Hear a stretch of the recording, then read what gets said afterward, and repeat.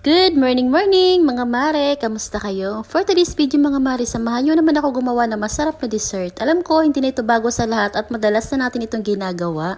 Ito ay ang masarap na coffee jelly. Ayan mga mare, una ko ang ginawa dito ay pinalambutan o pinakuluan ko nga itong mga sago. Maliliit lang na sago yung aking ginamit dito mga mare. Tapos ayan, set aside ko na muna. Gumamit ako dito ng 4 na pack ng black gulaman at 2 pack naman itong white gulaman na unflavor. Tapos ayan, ilagay na natin ito dito sa ating malaking kaserola. Nakalagay nga dito sa packaging na Mr. Gulaman mga mare na bawat sachet nga nito ay 6 na cups na tubig yung gagamitin. Pero ako, ginawa kong 4 na cups lang bawat sachet. Nasa ganun, gusto ko kasi maging firm yung ating gulaman at maging masarap yung pagkakaluto nito, hindi siya malambot. Sunod naman, naglagay lang ako dito ng 1½ cup naman ng asukal. Pwedeng asukal na puti or brown sugar yung ating gamitin. Maglalagay din ako dito ng 1 kutsara naman na instant na kape, tapos tinunaw ko lang sa mainit na tubig at inilagay ko dito sa ating mixture.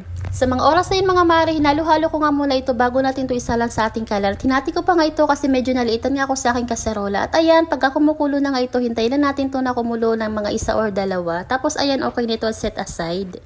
Inilagay ko na nga ito sa mga molder na meron ako mga mare at ginamitan ko nga ito ng strainer nang sa ganun wala itong buo-buo. At ayan, set aside lang natin, makalipas ang 1 oras, ito na yung ating gulaman. Napakaganda nga ng pagkakuluto ko dito sa black gulaman mga mare at napaka-firm nga nito. Ganito nga yung texture na gusto ko pagka nagagawa ko ng coffee jelly. Ayan, hinati-hati ko nga lang ito ay yung sakat na gusto ko na pa-square. Gagamit lang ako dito ng 2 pack ng Nestle cream na malaki na 250 ml, 2 evap milk, 2 crema asada at 2 condensed milk. Yes po mga mare, maglalagay ako dito ng 2 can ng evap milk kasi marami itong aking gulaman na ginawa. Iba-iba naman tayo ng gusto sa paggawa nito mga mare, ayaw kasi namin yung sobrang lapot.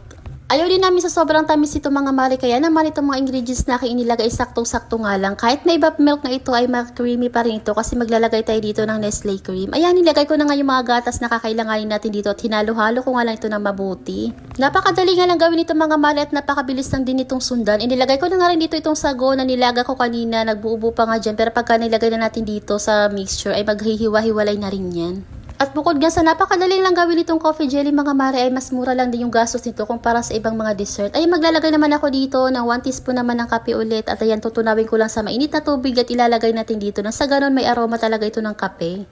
Optional lang din naman yung paglalagay ng kape dito mga mare, huwag kayong mag-alala kasi hindi ito magiging mapait. Ayan, inilagay ko na nga dito yung mga platops sa 10 piraso na hiniwa-hiwa ko na maliliit. Tapos ayan, halo-haloin lang natin ulit ito ng mabuti. Napakasarap din talaga nitong coffee jelly mga mare at pwede nga rin natin ito ipambenta or pagkakitaan. At ayan mga mare, kita nyo naman kahit naglagay tayo dito ng evap milk ay creamy pa rin talaga ang kinalabasan nitong ating dessert na coffee jelly. At ito na nga mga mare, makalipas ang 1 oras, ganito na nga itsura niya.